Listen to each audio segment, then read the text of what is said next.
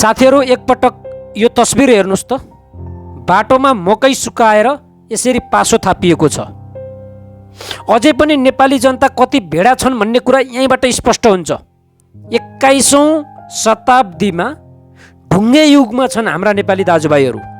बाटोमा के सुकाउनुहुन्छ के सुकाउनु हुँदैन भन्ने कुरै थाहा छैन। यसरी पासो थाप्दा दुर्घटना हुन सक्छ, मान्छेको ज्यान जान सक्छ भन्ने कुरा नेपाली जनताको चेत छैन। यो चेत अझै खुलेको छैन। त्यही भएर त नेपाली जनतालाई भेडो भनिएको। यही भेडो नेपाली जनताको कारणले नेताहरूले देश लुटेर चुसेर थुतेर सबै सकिसके, बेचेर। कमसेकम चेत खुल्नु पर्ने हो नि।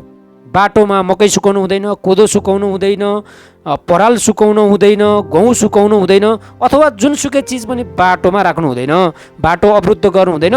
बाटो अवरुद्ध भयो भने दुर्घटना निम्तिन सक्छ। त्यसको कारण मै हो, हामी हो भनेर अझै पनि नेपाली जनताले बुझेका छैनन्। यसै नेपालीलाई भेडो भनिएको होइन। आम कृषक दाजुभाइ दिदीबहिनीहरूलाई म के अनुरोध गर्छु भने यसरी बाटोमा कुनै पनि चिजहरू सुकाउने काम नगर्नुहोस्, बाटोमा केही चिजहरू राख्ने काम नगर्नुहोस्, यसरी पासो थाप्ने काम नगर्नुहोस्। यसरी पासो थापियो भने जो कोहीको ज्यान जान सक्छ, दुर्घटना निम्तिन सक्छ। हुन त नेताहरूले दिएको शिक्षा नै यस्तै छ कि नेपाली जनताको दिमाग कहिले पनि 21औं शताब्दीमा नआओस्, ढुङ्गे युगमै फर्किरहोस्।